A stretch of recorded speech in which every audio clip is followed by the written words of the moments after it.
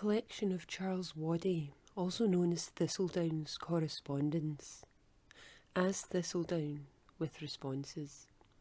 Article 1 of 7, as taken from the Greenock Telegraph and Clyde Shipping Gazette, dated Monday the 2nd of April 1883.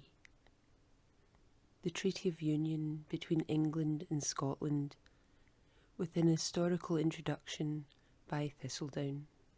Messrs. Waddy & Co. have done a real service to Scotchmen at the present time by publishing in pamphlet form the exact terms of the Treaty of Union between England and Scotland. There is the same disposition now in some quarters as there was at the period of the Union to override the wishes and interests of the people of the smaller kingdom, and it behoves the latter to contend earnestly for their rights, for upon no other condition are they likely to secure them. Scotchmen have been patient and long-suffering under much neglect, but there is now a spirit among them which is likely to go on developing and increasing until the management of their affairs is put on a much more satisfactory footing than at present. Every effort to advance this good work should be hailed with satisfaction, and we therefore welcome the publishing of the Treaty of Union and Thistledown's historical introduction as being in this direction. Thistledown brings to our recollection the bitter feeling that pervaded the minds of the English people against the Scotch immediately previous to the treaty, as evinced by their determined hostility to the African or Indian Company and the Darien scheme started by Scottish merchants and others, and to the warlike attitude England assumed when the Scots, indignant at the treatment they had received, showed a disposition to again take up an independent position as a nation. England at that time fitted out 24 men of war to prevent the Scotch trade with France, almost the only trade they possessed, and declared the Scots in England aliens. It was at this crisis that the East Indiaman Worcester of London, having run into the Firth of Forth for shelter, was confiscated at the suit of the Scotch African Company as a reprisal on the English, and it having likewise transpired that Captain Green had made a prize of a Scottish ship he had met with in the eastern seas, murdering her captain, Drummond, and all the crew, the English captain and his officers were arrested by the Scots, tried by a jury, found guilty, and executed.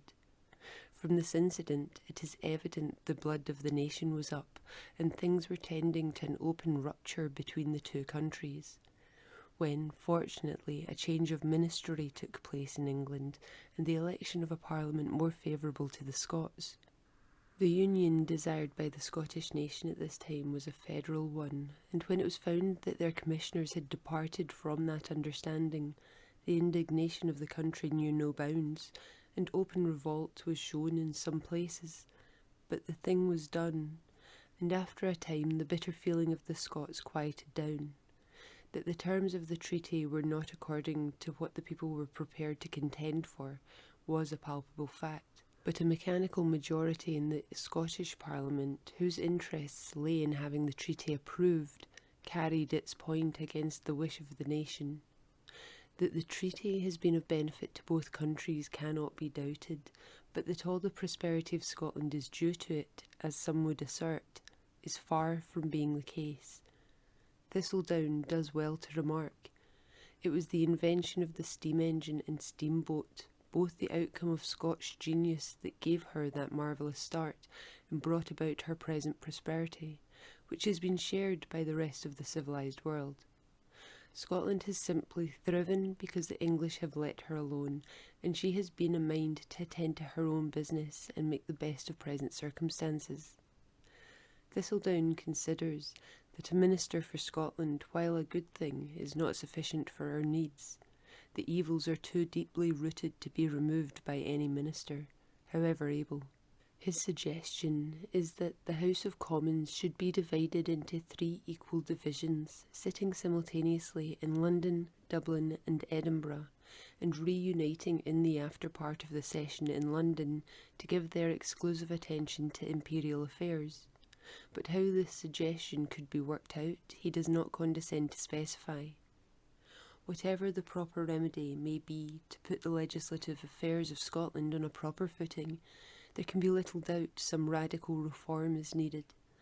Is it reasonable or fair that pressing legislation for Scotland should be year after year prevented because English Tory and Irish obstructives block the way in the imperial legislature? Many questions of importance for the Northern Kingdom are awaiting solution, and had the Scottish people only to deal with their own representatives, it would not be long before that solution was obtained. Some of the fears entertained by many of our forefathers as to the evil effects likely to flow from the Treaty of Union have been proved to be groundless, but the one arising from the swamping of Scotland's members in the Imperial Parliament has not been of the number. For, though we have received 15 additional representatives since the Union, that remains as palpable as ever. We do not send Tory obstructives to Parliament. Neither as a nation have we any quarrel to settle with Ireland. Why then should we be punished for other people's sins? Let Scotland therefore demand with united voice that the present state of things must cease, and that in the future means must be provided by which we must have much greater control over those matters that affect ourselves as a nation. Article 2 of 7, as taken from the Scotsman, dated Tuesday the 4th of December, 1883. English jurisdiction in Scottish cases. Sir, there are very few Scotsmen who have read your article on the Ewing case this morning, but must feel grateful to you. In the rather dreary outlook for our national independence, it is no small comfort to see our leading journal standing up so manfully for the rights of our country. If you will pardon me saying a few words on this subject, I will feel obliged. It seems to me that Scotsmen who go to London to defend cases brought against them by Englishmen commit a grave error of judgment.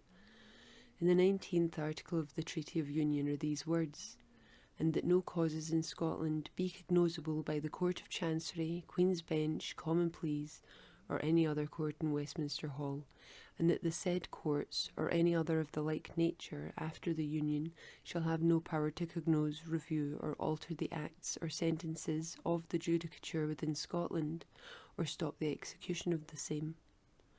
The Lord Chancellor of England has done what is here distinctly forbidden, but in the name of common sense, why do Scotsmen not seek the protection of their own courts? No act of the British Parliament can set aside their rights. They are secured to them by solemn engagement, and it would be an act of treason to the Constitution to try and set them aside. Unless Scotsmen are prepared to stand up for their rights, our nationality will be snuffed out, and a country that survives its honour will have nothing left worth living for. The English government, listening to the advice of that meanest thing that crawls, your Anglified Scot, have set themselves deliberately to extinguish our separate national existence. The process has been going on for years, but they will find they have to reckon with the people of Scotland, and it is not unknown in our past history that our worst enemies have been our own unworthy sons. There is a dangerous habit crept into our land, and which, if not checked, will eat out the heart of the country, and that is the appeal to the House of Lords. At the time of the Union, the appeal to the House of Lords was retained because no one would go to London, and it would stop vexatious litigation. In ancient times, when Scotland had a separate parliament, the appeal from the Court of Session to the Lords was an appeal to our highest court, our own Lords. But as it is now managed in London, the appeal is from Scottish judges to English, to judges who know nothing of our law and very little of our country. Every case is looked at through English spectacles, and our decisions are set aside and English law imported into Scotland. In this Ewing case, the same English judges will sit as a Scottish Court of Appeal from the Court of Session. Will they be likely to set aside their own judgment? If English lawyers had any modesty or sense of fair play, they would leave Scottish cases to Scotsmen, but they must dip their fingers into our dish and extract all the sweets out of it. Let the readers of Bleak House think what they may expect if Scotsmen are to be subjected to the Court of Chancery. That and worse will follow unless Scotsmen speak out. I am, etc. Thistledown. Article 3 of 7, as taken from the Scotsman, dated Friday the 7th of December 1883. English jurisdiction in Scottish cases. Sir, I am sure all true Scotsmen will thank your correspondent Thistledown for his letter which appeared in your columns on Tuesday last on the jurisdiction of English courts over Scotsmen. If Nemo, who writes as an Anglo-Scot in your columns of today, would buy Thistledown's pamphlet in the Treaty of Union, he might get his eyes opened. I don't know what right the English lords have to overrule any decision of the Court of Session, the highest court in this country.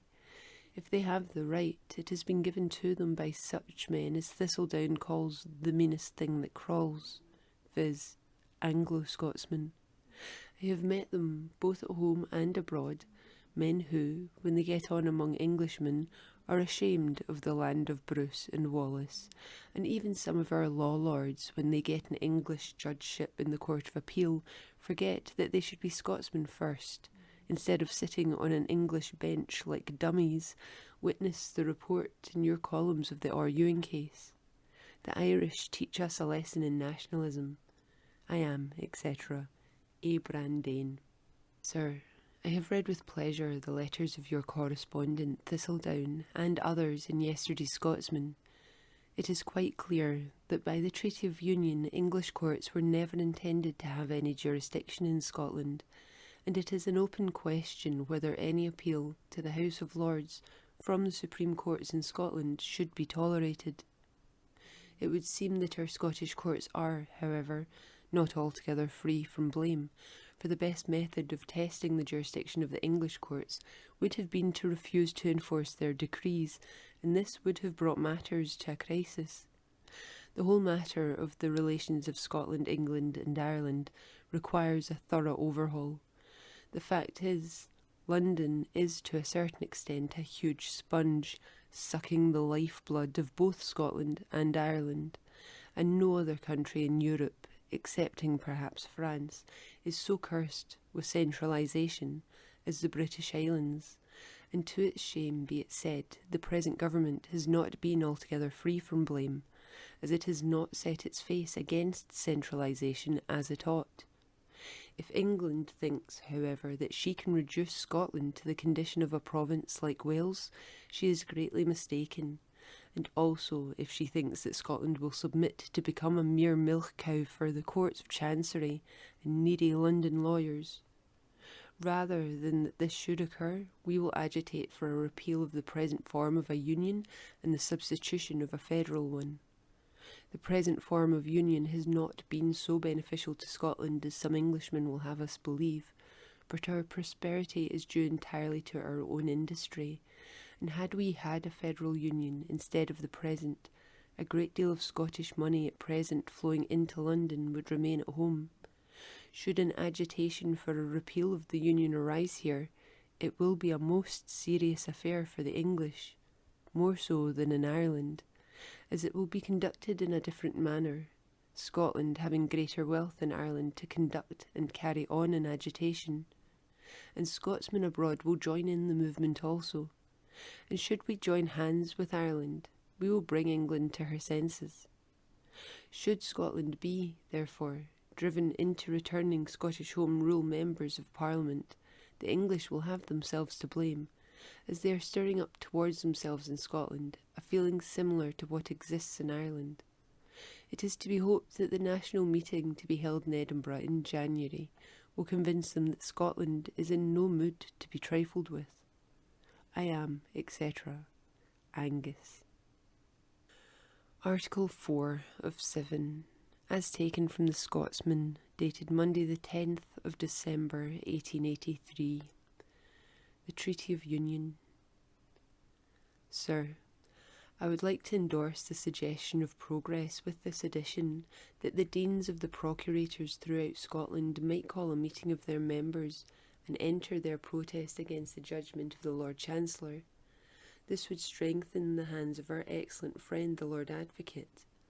Public bodies such as town councils, chambers of commerce and trades councils might also approach Mr. Gladstone, the head of the government, and a Scotch member, and point out to him that the English judges have trampled upon the Constitution invaded our liberties and grievously insulted the people of Scotland. It may be interesting to some of your readers to remind them that what has now happened was foreseen by our ancestors, who said that, being a poor people with only a handful of members in the British Parliament, their liberties would continually be liable to invasion from their great and powerful neighbours the English, to which Defoe, the historian of the Union, replied that, as the Parliament of Great Britain was founded not upon the original rights of the peoples, as the separate parliaments of England and Scotland were before, but upon the treaty which is prior to the said parliament, and consequently superior, so for that reason it cannot have power to alter its own foundation, or act against the power which formed it, since all constituted power is subordinate and inferior to the power constituting. This is true. The British Parliament have not the power to alter the treaty, much less English judges. How then is it done? By setting the Constitution at defiance. Your correspondent Angus speaks of a federal union. That is the union that our ancestors wished, and the present treaty was thrust down our throats in spite of the earnest protest of the whole people of Scotland. It will be an evil day for the United Kingdom if the old animosity between the English and Scots is revived. That English lawyers seem bent upon reviving the old feuds, or at least reckless whether that happens or not, seems painfully evident. To Nemo, I have only to say that the Anglified Scot is an historical character, a canker in our flesh, which must just be endured. I wish no angry correspondence with him. I am, etc. Thistledown. Sir, might I suggest, as there is at present a very general awakening as to what is really Scotland's legal position according to the terms of the Treaty of Union, that some patriotic lawyer would publish, in cheap pamphlet form, the Act itself, as passed by the Scottish Parliament, and also show all the alterations, repeals, etc., which have been since made upon it by the British Parliament. It is marvellous, the ignorance that exists as to this document. I hold that, next to the 10 Commandments, it is the most important rule of faith and works for every Scotsman, and yet I meet daily with well-informed men, even public teachers, who never read it.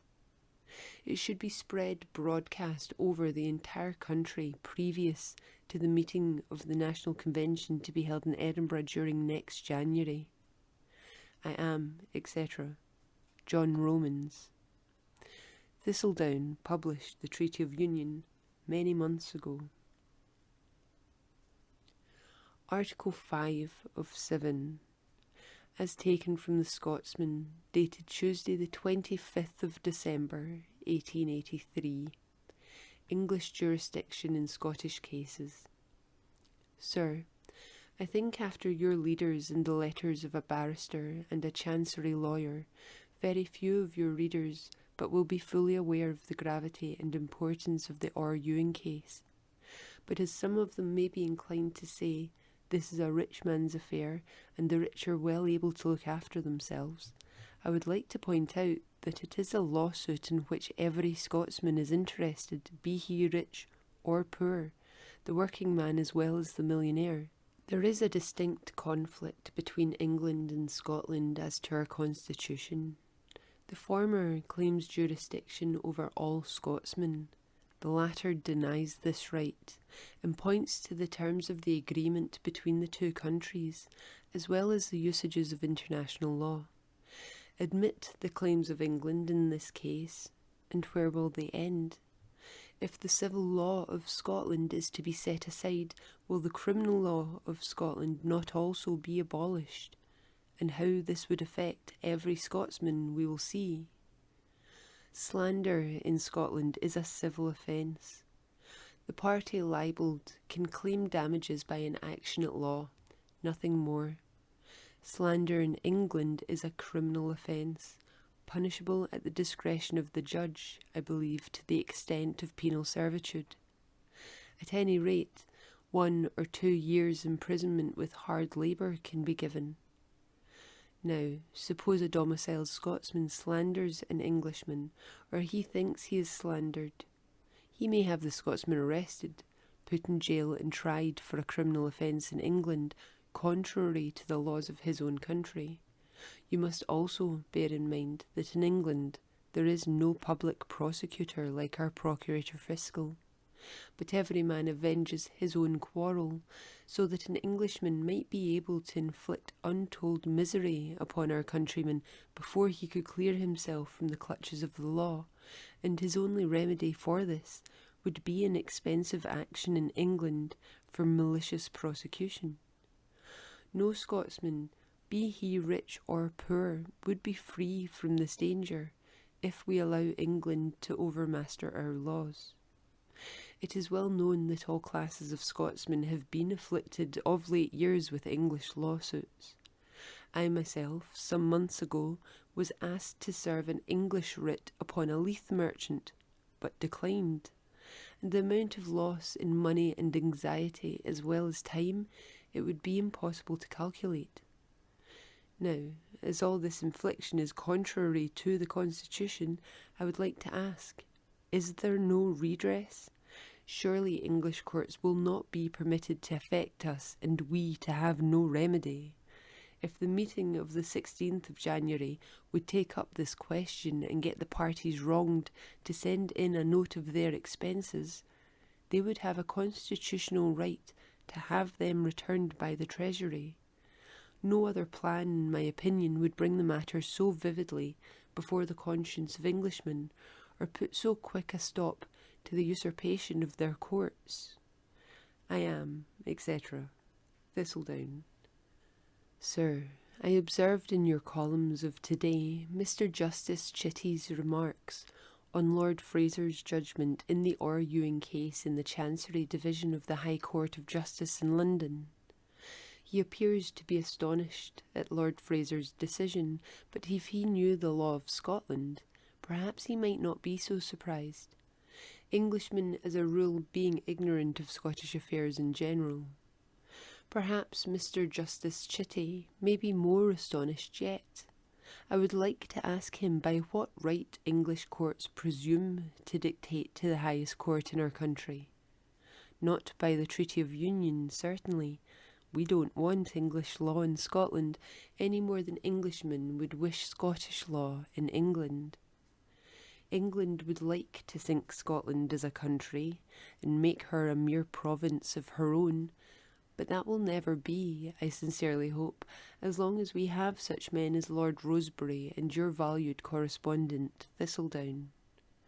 We want the down of the thistle blown all over Scotland just now, and for all good and true Scotsmen to demand their rights, not from England, but from the Parliament of Great Britain, rights which have too long been neglected and trodden underfoot, rights which Anglicised Scots have done their best to hand over to our southern neighbour, rights for which our forefathers fought and bled and won, until the thin edge of the wedge was inserted by English gold at the signing and completion of the Treaty of Union.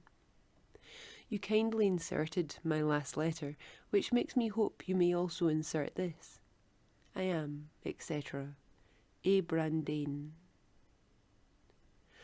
Article 6 of 7, as taken from the Scotsman, dated Saturday the 29th of December, 1883. Sir, I have read over twice with the deepest interest the letters of A Scotch Advocate and W.S., and while agreeing with all that has been written, would like to point out a danger to which some of your correspondents are leading us.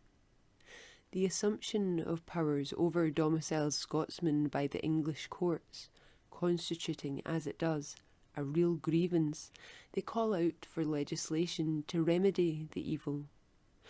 Now let us see what this amounts to. There is a conflict between English and Scottish law, and a bill is introduced into the British Parliament to settle the dispute, but in the House of Commons, England has 489 members, Scotland 60. There are from 30 to 40 English lawyers in the House. Scotland has only 3 or 4. The English members, although they are well enough disposed towards Scotland, will be guided by their own lawyers, and we would simply be borne down by numbers. But what good could come of such a bill? Language cannot be found stronger than the 19th article of the Treaty of Union, which forbids the English courts interfering in our law. But they do interfere, says your correspondent, to our serious loss. What then? The remedy, in my opinion, is an appeal to the government to restrain the English judges from breaking the Constitution. It is simply intolerable for them to be permitted to do so. I cannot conceive it possible that Mr. Gladstone would permit this iniquity to go on if it were formally brought before him. Perhaps it may be considered rash in me to differ from so able a lawyer as W.S. on the transfer of government stock, but to my mind he made a great mistake in going to Chancery when the Bank of England refused to transfer the government stock on the order of the Court of Session, the government stock being British, inasmuch under the courts of Scotland as England, and when the bank refused to transfer, he should have complained to the Home Secretary or brought an action against the Crown in the Court of Session. It is this weak submission to the English courts that has brought about our present trouble. I am, etc. Thistledown. Article 7 of 7, as taken from the Scotsman, dated Saturday the 6th of December 1884. Berwick-on-Tweed. Sir, your correspondent, a Scotch Liberal, seems to think Berwick-on-Tweed is a Scottish town. If he inquires into the matter, however, he will find that it is an English town under the English law, and in no way connected with Scotland, but in sentiment. His reference to the Treaty of Union I don't understand. Perhaps it would be as wise to say as little on that subject as possible, as under the treaty we are only entitled to 45 members. I hear so many strange references to the Treaty of Union that I rub my eyes and wonder if I have ever read that precious document. It is not a treaty that the Scots have much reason to be proud of, but it would be well for the people of Scotland if they studied it a little more, if for no other reason than that it would prevent some people from referring to a page of history they have never read. Public opinion is slowly but surely awakening in Scotland to the fact that Scotland cannot be governed properly from London. The latest exposure of the educational muddle is opening our eyes to the ignorance, arrogance, and conceit of our Cockney rulers. May each loyal Scot earnestly pray that the rule of such blockheads may soon come to a close. I am, etc. Thistledown.